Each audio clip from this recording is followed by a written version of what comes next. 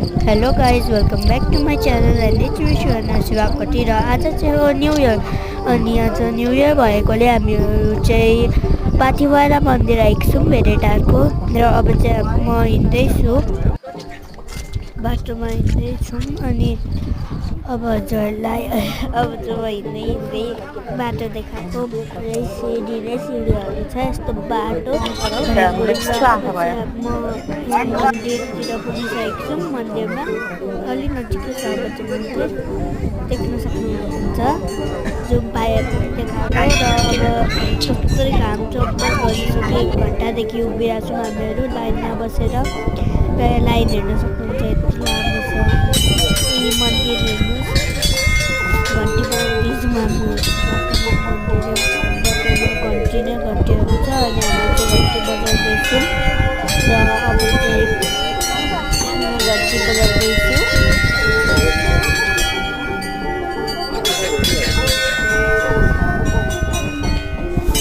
कस्तो ठुलो घर सबै धेरै घन्टीहरू चाहिँ यताउति। अब चाहिँ म बजाउँदैछु घन्टी।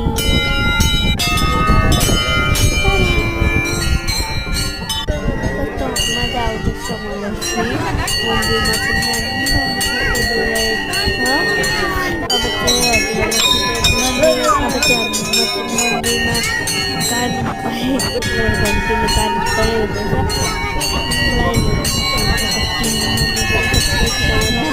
पूजाको थाली, मन्दिरको पूजाको थाली अनि यसले हाम्रो ओके। अब चाहिँ म मन्दिर आइपुग्न आँटिसकेँ।